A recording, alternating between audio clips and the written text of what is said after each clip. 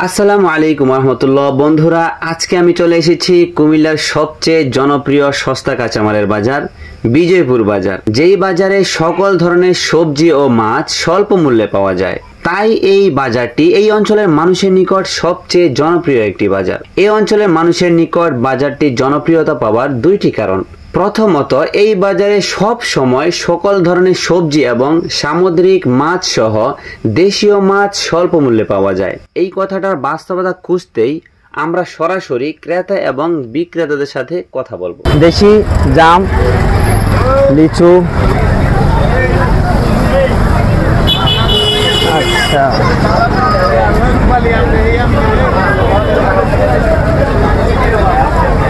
এখন শুটকির বাজার, এগুলো সব শুটকি। ওয়াও, বিশাল বড় শুটকি। লতি 30 টাকা কেজি, সবজি 30 টাকা, ঝিঙ্গা 30 টাকা, করলা 30 টাকা, সব 30 টাকা কেজি। কমে বাইন 20 টাকা, বাইন 20। আচ্ছা, বেগুন ভেন্ডি কত করে? ভেন্ডি 20 টাকা, 20 টাকা, 20 টাকা। হ্যাঁ 20 টাকা। আশ্চর্য। টমেটো?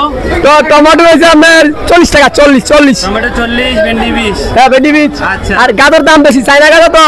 হ্যাঁ, গাজর 150 টাকা কেজি, 150 টাকা কেজি। আচ্ছা, ক্রেতারা আসলে যাতে আবার পরে দাম না বেড়ে যায়। বাড়তে পারে বলা যাবে না। 20 টাকা কেজি শসা, এখন 20 টাকা, কদিন পরে 40 টাকা, 80 টাকা। শসা কত?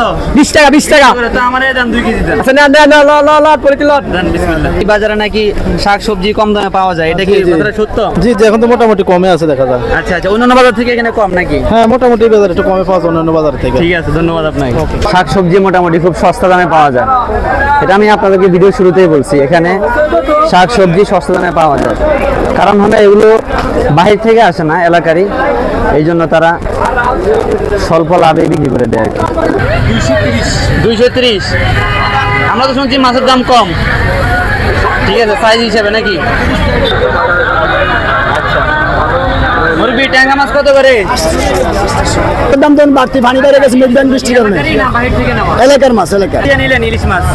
এই তো দুইটা 5000 টাকা। বড় সাইজ 1300। এটা মাঝারি সাইজ না? এটা মাঝারি সাইজ না? 900 টাকা নাকি? 950। আচ্ছা, মাঝারি সাইজেরটা 950 টাকা। আচ্ছা, খালের না ইয়ার পুকুরের? 450 টাকা কেজি 450। আচ্ছা, কতটুকু হবে এটা? বন্ধুরা, বাজার থেকে বের হতেই নজরে পড়ল কুমিল্লা বাণিজ্য মেলার প্রচার মাইক। আজ প্রথম পুরস্কার হলো এক টিকেটের ডবল পুরস্কার, যেটা শ্বশুর মশাই বলেছে জামাই দেব কিন্তু আজও দেওয়া হলো না। আমরা 20 টাকা দিয়ে দিচ্ছি রাস্তার রাজা সুজুকি জিক্সার হুন্ডা। এর পাশাপাশি থাকবে 2 ভরি কানে গলা হাতের। আচ্ছা, এরকম কয়টা থাকবে পুরস্কার আজকে? 2.5 ভরি টোটাল আজকে স্বর্ণ। আচ্ছা আচ্ছা, টোটাল 61টি পুরস্কার, 5টি fridge, airport bicycle, rice cooker, dinner set, mobile ইত্যাদি 61টি পুরস্কার। আচ্ছা আচ্ছা, ঠিক আছে। বন্ধুরা, এই বাজারটি জনপ্রিয়তা পাওয়ার দ্বিতীয় অন্যতম কারণ হলো এই বাজারে অর্ধশত বছর ধরে শ্রম বিক্রয় হয়। সেই জন্য এই বাজারটি কুমিল্লা জেলার মধ্যে সবচেয়ে প্রসিদ্ধ এবং জনপ্রিয় শ্রম বাজার হিসাবে প্রসিদ্ধি লাভ করে। কুমিল্লা নোয়াখালী আঞ্চলিক মহাসড়ক হয়ে বিজয়পুর রেলগেট এলাকায় যেতেই চোখে পড়বে কয়েক শত মানুষের জটলা, যেখানে কেউ ক্রেতা এবং কেউ বিক্রেতা। একটু কাছে যেতেই চোখে পড়লো ক্রেতা বিক্রেতার মধ্যে দর কষাকষি চলছে। তবে যেখানে কোনো পণ্য নেই, এরপরও বেচা কেনা যেন জমজমাট ভাবেই চলছে। কথা বলতে গিয়ে জানা গেল এখানে বিক্রি হয় মানুষের শ্রম। সেখানে থাকা ব্যক্তিদের কারো হাতে কাঁধের ভার আর কারো হাতে কাস্তে।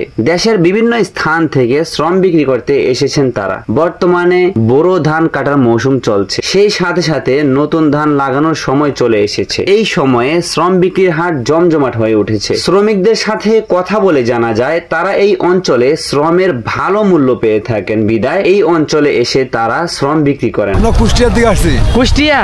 মাশাআল্লাহ, কয়জন? আমি একজন। আচ্ছা, কয়দিন ধরে আছেন এখানে? আমি তো 4 বছর ধরে আছি। 4 বছর ধরে? মাশাআল্লাহ, তাহলে তো আপনি আমাদের স্থায়ী কুমিল্লার। আচ্ছা, ঠাকুরগাঁও থেকে? মাশাআল্লাহ, আমার অনেকগুলো দোস্ত আছে ঠাকুরগাঁওয়ের। আপনারা ঠাকুরগাঁও থেকেই? কোথায়? রংপুর। আচ্ছা, আমার রংপুর তো আমাদের এলাকায় প্রসিদ্ধ, রংপুরে মানুষ বেশি থাকে। আপনার কোথা থেকে? রংপুরি? সিলেট। আচ্ছা, আমি তো আগে যাই না, সিলেটের মানুষ আছে। আপনি? আপনিও সিলেট থেকে? মাশাআল্লাহ। আপনি কোথা থেকে? আমার বাসা দিনাজপুর। দিনাজপুর। আচ্ছা, দিনাজপুর, সিলেট, রংপুর সব জায়গাতে আছেন। এই বাজারের পূর্ব পাশে রয়েছে দৃষ্টিনন্দন সুবিশাল মসজিদ। মসজিদের পাশে রয়েছে বিশাল একটি দিঘি। মসজিদের পূর্ব পাশ দিয়ে যে বাইপাস রোডটি গিয়েছে সেই রোডটি সংযুক্ত হয়েছে পিপুলিয়ার সাথে। বাজারের পাশ দিয়ে গেছে ঢাকা চট্টগ্রাম রেলগেট। রেলগেটের পাশেই ঠাঁই পেয়েছে বিজয়পুর উচ্চ বিদ্যালয়। এই বিদ্যালয় প্রতিষ্ঠা করা হয় 1940 সালে। এই শিক্ষা প্রতিষ্ঠানটি প্রতিষ্ঠা করেন তৎকালীন দানবীর আনমিয়া মজুমদার। বন্ধুরা, বিজয়পুর বাজার থেকে আজকের ভিডিও এখানেই শেষ করছি।